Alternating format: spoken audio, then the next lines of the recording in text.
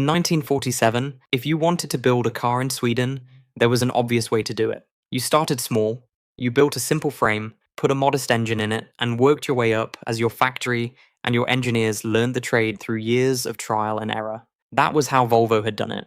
Slowly, methodically, learning the automotive business from the ground floor up. That was how nearly every automaker on Earth had done it. Cars were built by car companies, staffed by people who had spent their entire careers thinking about wheels, suspensions, gearboxes, and engines built specifically for the demands of the road. Nobody built a car by first spending a decade building fighter jets. Nobody handed a from-scratch automotive project to aeronautical engineers who had never designed a road vehicle in their lives and simply told them to start with a blank sheet of paper, armed with nothing but what they already understood about airflow, structural rigidity, and airframe construction. Saab did exactly that, and the decision would define the company for the next 70 years in ways nobody at the time could have predicted. It remains one of the strangest origin stories in the entire history of the automobile. An industry not exactly short on strange origin stories, and it began not with any passion for cars whatsoever, but with a factory that suddenly had nothing left to build. Most car companies exist because someone loved cars first and figured out the engineering second. Saab ran the sequence in reverse, and the reversal is the entire reason its cars ended up looking and driving like nothing else on the market. The company was not born to build cars, it was born to build airplanes, and it was born directly out of fear. In 1937, with war clouds gathering over Europe and Sweden, determined to remain armed, self-sufficient and neutral, the Swedish government created Svenska Aeroplan Aktiebolaget, the Swedish aeroplane company, abbreviated Saab, in the small industrial city of Trollhättan. Its founding purpose was singular: build military aircraft for the Swedish Air Force, because a neutral nation surrounded on all sides by belligerent powers could not afford to depend on foreign suppliers for the warplanes that guaranteed its independence. Within just a few years, Saab was producing fighters and bombers of genuinely advanced design, aircraft that held their own in performance against machines built by nations with vastly larger industrial economies and far deeper aviation traditions stretching back decades. By the time the Second World War ended in 1945, Saab possessed something rare and valuable: a workforce of engineers fluent in aerodynamics, lightweight structural design, and precision manufacturing, working inside a sprawling factory built for producing flying machines rather than automobiles of any kind whatsoever. The aircraft Saab produced during those years, machines like the B-17 dive bomber and the J-21 fighter, were not derivative copies of foreign designs licensed cheaply from abroad. They were original engineering solutions to Sweden's very particular strategic problem: a small population, a limited industrial base, and an absolute requirement for self-sufficiency in the air. That same requirement, building something world-class with resources a fraction of what larger nations could throw at the problem, would resurface almost identically a decade later, except by then, the subject would be sedans instead of bombers. Then the war ended, and almost overnight, the Swedish Air Force needed dramatically fewer new aircraft. Saab's leadership faced an uncomfortable arithmetic problem that threatened the company's entire existence going forward. A company built and staffed for wartime aircraft production at volume now had thousands of highly skilled workers and an enormous manufacturing complex, with nowhere near enough aviation orders remaining to keep either one occupied. Diversification was not a strategic option to be weighed at leisure over quarterly board meetings. It was survival, plain and immediate and urgent. The company's directors debated a range of possibilities: buses, refrigerators, prefabricated housing units, even ordinary kitchen appliances. Eventually, someone inside the organization floated an idea that struck many colleagues as almost absurd on its face: build a car. Not because anyone at Saab possessed automotive experience of any kind. Nobody did. Not the engineers, not the factory foreman, not the executives signing off on the project with visible reluctance, but because Sweden's roads were steadily filling with vehicles, the post-war economy was hungry for affordable and reliable personal transportation, and the company had a factory full of people who already knew how to solve extraordinarily difficult engineering problems, even one this unfamiliar. There was also a simpler calculation at work beneath the surface. Sweden had almost no domestic automobile industry of its own to speak of, which meant a company willing to take the financial risk faced remarkably little established competition on home soil, whatever the odds looked like from an engineering standpoint. The board's real gamble was not really about whether a car could be built at all.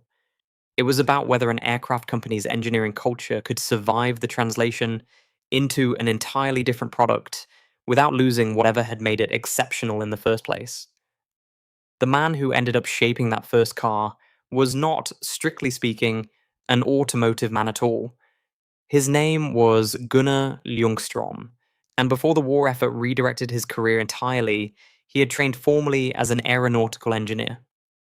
He had spent years of his professional life thinking about how to make an airframe strong without making it heavy, how to shape a fuselage so the air slid over its surface with the absolute minimum of resistance, and how every unnecessary gram of structure translated directly into wasted fuel and diminished performance thousands of feet in the air. When Saab assembled a small internal team to sketch what an automobile designed by an aircraft company might actually look like, Ljungstrom and his colleagues did not begin by studying the sedans their future competitors were already selling in showrooms across Europe. They began, instead, by asking the exact same question they had spent years asking about wings and tail sections. What shape moves through air with the least possible resistance?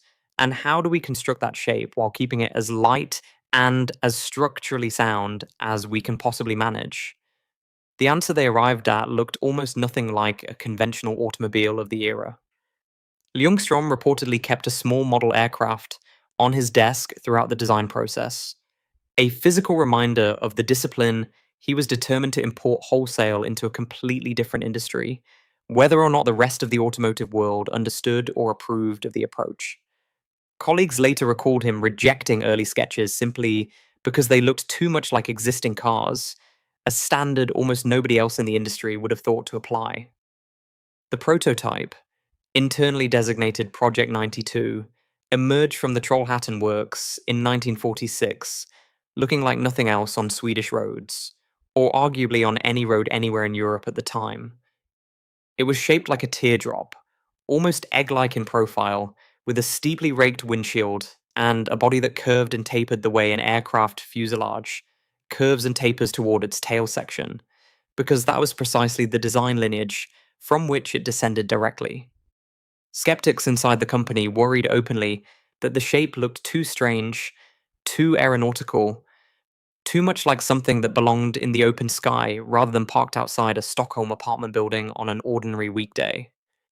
But the underlying aerodynamic logic was sound, and wind tunnel testing, along with extensive road testing, confirmed it repeatedly over many months. When the production version, the Saab 92, finally launched to the public in 1949, its drag coefficient was startlingly low for the period, low enough that a small two-cylinder, two-stroke engine producing barely 25 horsepower could move the car at a genuinely respectable clip while sipping fuel with impressive efficiency for its class. It was front-wheel drive at a time when that layout remained highly unusual in mainstream automobiles, chosen deliberately because it improved weight distribution and traction, the same underlying obsession with efficient mass distribution that had governed how Saab's aircraft were balanced for stable, controllable flight. Even the door hinges and the window seals carried a faint echo of aviation practice, sealed tightly enough to reduce wind noise at speed, in a way ordinary economy cars of the period rarely bothered to address. None of it was expensive to include at the design stage. It simply required engineers who instinctively noticed problems that automotive trained designers had long since learned to overlook as unavoidable. The 92 was not fast by any conventional measure of the era. It was not glamorous, and nobody mistook it for a luxury vehicle sitting in a dealer's window. But it handled with a precision and a planted stability that heavier, more conventionally engineered sedans from larger, more established manufacturers consistently struggled to match, because every body panel and every structural member had been designed by people who thought about a vehicle's outer shell the way they thought about an airplane's skin, as an integral, load-bearing structure contributing directly to overall rigidity, not as decorative sheet metal simply bolted onto an independent frame underneath.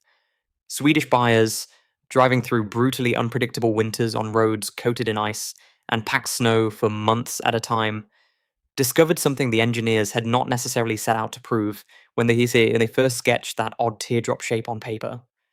A car built like an airplane, with a rigid unibody shell and an unusually low center of gravity, handled dramatically better in snow and ice than the traditional body on frame sedans everyone else in the industry was building and selling to consumers. Saab had not set out specifically to build a winter car. It had set out to build an aerodynamically efficient one. The extraordinary winter performance turned out to be aerodynamics and structural engineering paying an unplanned but immensely valuable dividend. Word of mouth among rural Swedish drivers, the people who depended on their cars simply starting and holding the road through the darkest months of the year, did more for the 92's early reputation than any advertising campaign the company could have afforded to run. Doctors, postal workers, and rural veterinarians, people whose jobs depended on reaching remote farms, regardless of the weather, became some of the car's most vocal early advocates, long before any rally trophy entered the picture. Word of Saab's strange little car spread slowly at first, and it spread mostly through motorsport, where the company's engineers pursued competitive rallying with exactly the same intensity Saab's aircraft division had once brought to combat aircraft performance during the darkest years of the war. The Saab 92, and later its successors the 93 and the 96, began entering major European rally competitions where the roads were unpaved, the weather was frequently miserable, and the cars that survived to reach the finish line were the ones engineered to endure genuine abuse rather than merely impress prospective buyers standing quietly in a showroom. Against far more powerful and considerably more expensive competitors from Britain, Germany, and Italy, the little Saabs kept finishing near the front of the field, and sometimes they won outright because raw horsepower mattered far less on a rutted, ice covered mountain pass than structural integrity, low overall weight, and a chassis that simply refused to lose its composure under sustained punishment. Rally driver Eric Carlson became something close to a national folk hero behind the wheel of a Saab, winning major international rallies repeatedly through the late 1950s and into the early 1960s, including consecutive victories at the grueling RAC rally in Britain, and in the process, turning the brand's public reputation from that odd egg-shaped economy car from the aircraft company into something considerably more formidable. The small car that kept winning precisely when everyone expected it to break down instead. Carlson's nickname among British rally fans, Eric the Red, followed him across an entire decade of competition, and his victories did more to establish Saab's identity outside Scandinavia than the company's actual sales figures ever managed to do on their own. European motoring journalists who had initially dismissed Saab as a curiosity, an aircraft manufacturer amateurishly dabbling in an industry it fundamentally did not understand, gradually began revising their assumptions once they watched the cars compete directly against established rivals on genuinely equal terms. Many had assumed, without much real scrutiny, that a company possessing no automotive pedigree whatsoever simply could not out-engineer manufacturers with decades of dedicated, specialized automotive experience behind them already. That comfortable assumption held right up until Saab started beating those very manufacturers on the same brutal rally stages, in the same punishing conditions, using two-stroke engines a fraction of the displacement and power of their rivals' engines under the hood. The dismissiveness did not evaporate instantly or gracefully, the way a single dramatic victory in fiction tends to change every mind at once. Some critics continued treating Saab's aircraft heritage as little more than a clever marketing gimmick rather than a genuine and repeatable engineering advantage, right up until the accumulating trophies and podium finishes made the underlying pattern simply impossible to keep ignoring any longer. By the middle of the 1960s, even journalists who had once mocked the car's odd proportions were writing admiringly about its cornering stability, a reversal that mirrored, on a much smaller scale, the way skepticism toward unconventional engineering tends to collapse the moment results become undeniable on the scoreboard.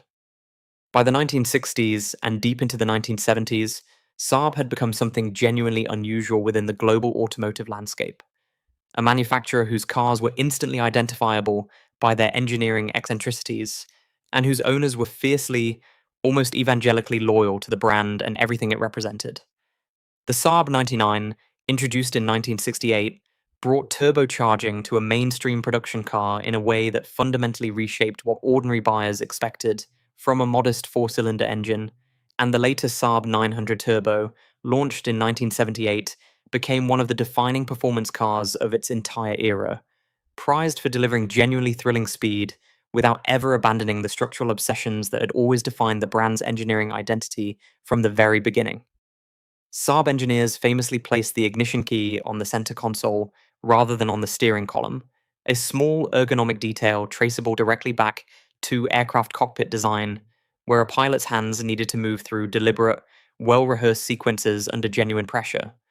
Saab built cars with reinforced passenger cells shaped conceptually like the load bearing structures of an airframe.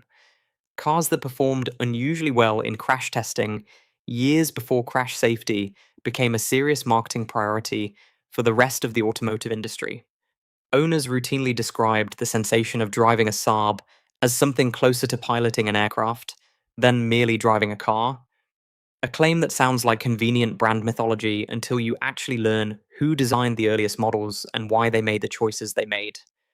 Saab even experimented briefly with aircraft-style heads-up displays and cockpit-inspired instrument clusters decades before either concept became fashionable elsewhere in the industry.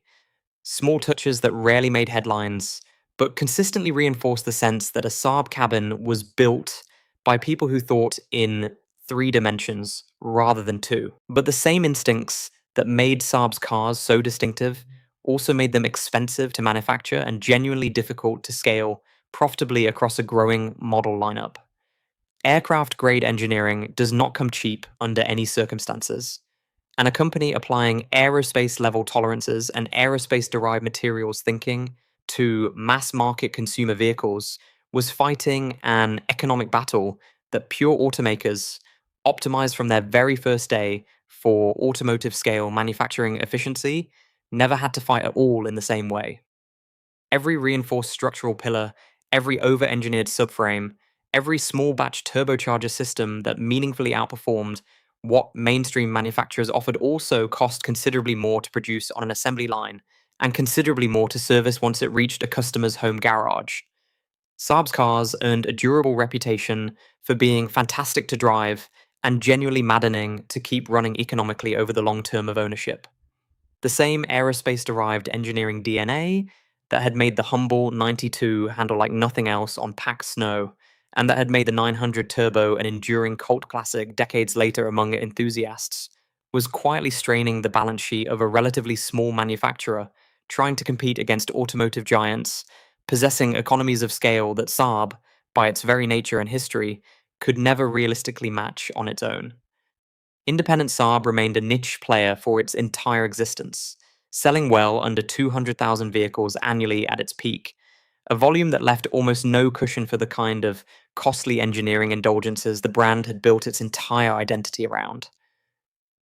General Motors took a minority stake in Saab Automobile in 1990 and acquired full ownership by the year 2000, promising the deep resources of a genuine global automotive giant to finally scale Saab's engineering ambitions into sustained, lasting profitability. For a while, the arrangement seemed entirely plausible, even promising. New models arrived roughly on schedule, platforms were deliberately shared with other GM brands to meaningfully cut development costs across the board, and Saab's distinctive engineering touches were preserved, at least in part, inside a much larger and far more bureaucratic corporate machine than the company had ever known. But sharing platforms with mainstream GM models diluted precisely the aerospace derived engineering distinctiveness that had made Saab worth acquiring in the first place. Loyal owners noticed the change almost immediately, in the way the doors closed and the way the chassis responded on a rough road. Automotive critics noticed it too, in road test after road test. The cars that emerged through the 2000s still drove reasonably well by ordinary standards, but they no longer felt like they had been designed by people who used to build fighter jets for a living. They felt, increasingly, like rebadged Opals and Saturns, wearing a Saab emblem for the sake of appearances, and sales, rather than climbing steadily with GM's considerable backing, began a long, grinding, and ultimately irreversible decline throughout the following decade. Engineers who had joined the company specifically because of its aerospace derived reputation for doing things differently found themselves instead sitting in meetings about badge placement and shared bumper tooling, a demoralizing shift that several later described in interviews as the moment the old Saab, the one descended directly from Trollhättan's aircraft hangars, effectively stopped existing in spirit, if not yet in name. The 2008 global financial crisis hit the auto industry with brutal, indiscriminate force, sparing almost nobody in its path. General Motors, drowning in catastrophic losses of its own and forced into a government assisted bankruptcy back home in the United States, could no longer justify propping up a chronically unprofitable Swedish subsidiary an ocean away from Detroit. GM formally announced in 2009 that it would wind down or sell Saab entirely, with no further investment forthcoming. A Dutch specialty manufacturer, Spyker Cars, purchased the company in early 2010, promising a genuine revival built on renewed investment and restored engineering independence for the brand. The rescue lasted barely a year and a half before collapsing under its own financial weight. Saab Automobile filed for bankruptcy in December 2011, and its Trollhättan factory, the very site where those aircraft-inspired, egg-shaped prototypes had first rolled out onto Swedish roads more than 6 decades earlier, fell completely and permanently. Silent.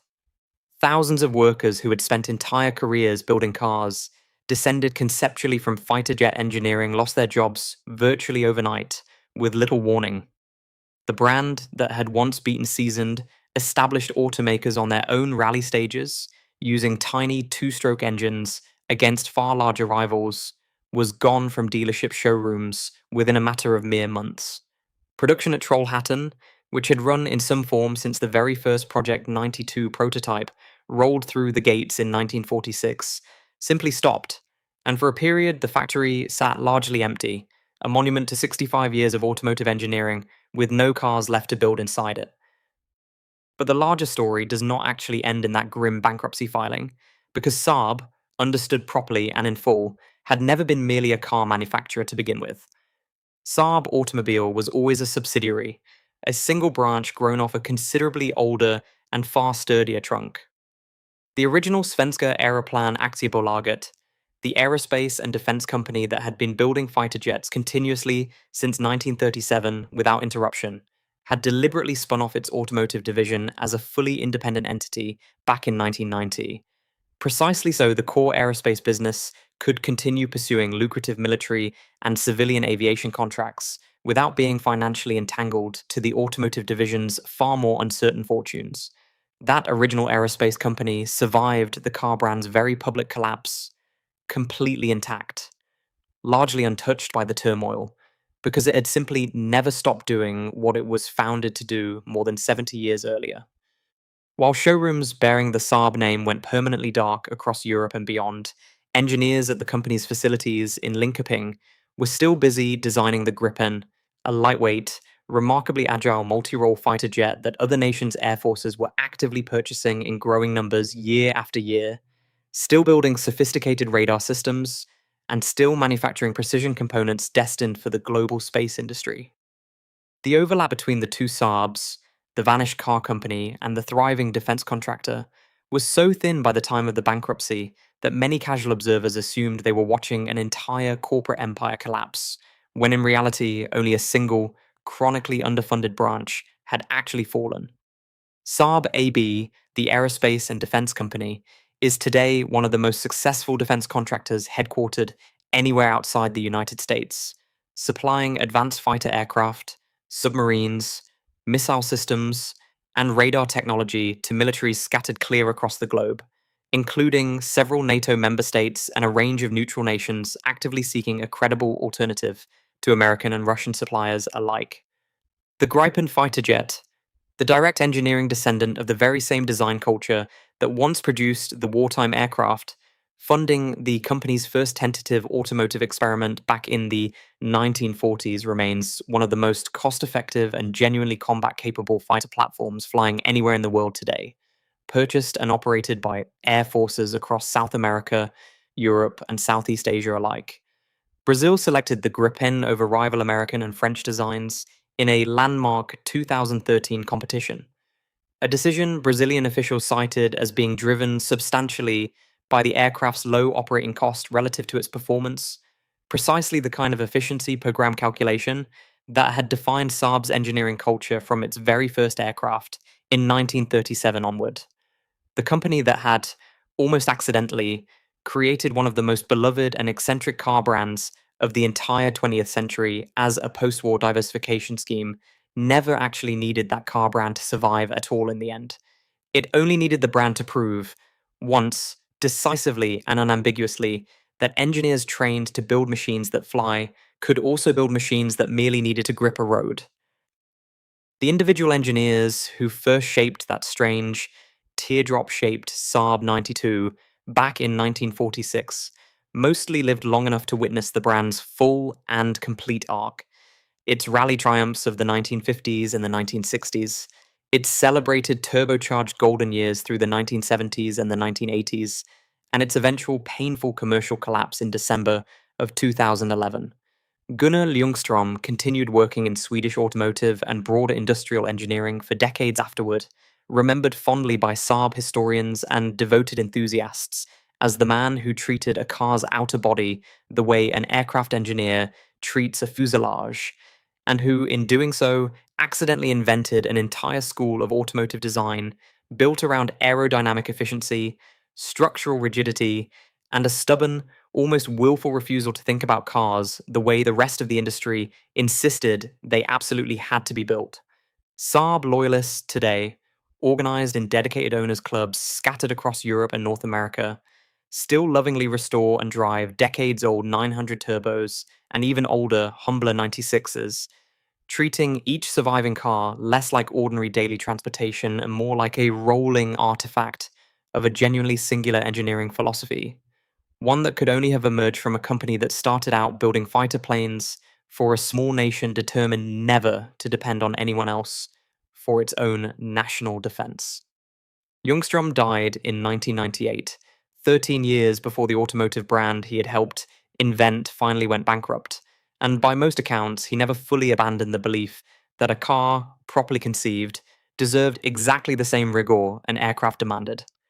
In the years since Saab Automobile's bankruptcy, a Chinese-backed company called NEVS, National Electric Vehicle Sweden, acquired the Trollhättan factory along with some of Saab's remaining automotive assets and intellectual property, attempting to revive certain elements of the brand for electric vehicle production aimed largely at export markets in Asia. The beloved gasoline-powered and turbocharged Saabs of the 20th century, however, never returned to production in anything resembling their original form or character.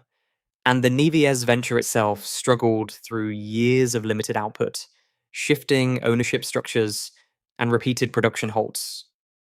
The three-crown badge that once adorned egg-shaped economy cars, competing directly against automakers 100 times its size, now survives mostly in enthusiast garages, in rally archives and museum collections scattered across Scandinavia, and in the ongoing institutional memory of an aerospace company that continues, quietly and consistently and profitably, to build some of the most advanced fighter jets flying anywhere on Earth today.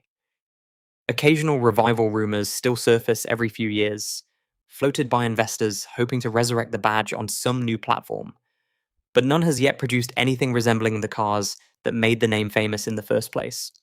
The lesson embedded in Saab's long, strange story is not simply that aircraft engineers automatically make good automotive engineers, because they plainly do not, at least not automatically. Plenty of other aerospace to automotive experiments throughout industrial history produced nothing but expensive, largely forgettable failures that never found an audience. The real lesson is narrower and considerably stranger than that. A specific set of obsessions about weight, about airflow, about structural integrity under real-world stress, about treating every single component as something that must justify its own existence on the vehicle, can transfer across entirely different industries in ways nobody originally planned for or expected, and can produce something genuinely superior precisely because the people building it did not know or simply did not care how things were conventionally supposed to be done in that industry. Saab's cars were commercially fragile, in the end, because that same uncompromising engineering culture was inherently expensive to scale inside an industry built fundamentally around mass production rather than aerospace grade precision and small batch craftsmanship. The company's triumph and its eventual commercial defeat were produced ultimately by exactly the same underlying instinct, carried faithfully across 7 decades and two completely different industries. Build it as though it absolutely has to fly, even when, in the end, it only ever has to drive.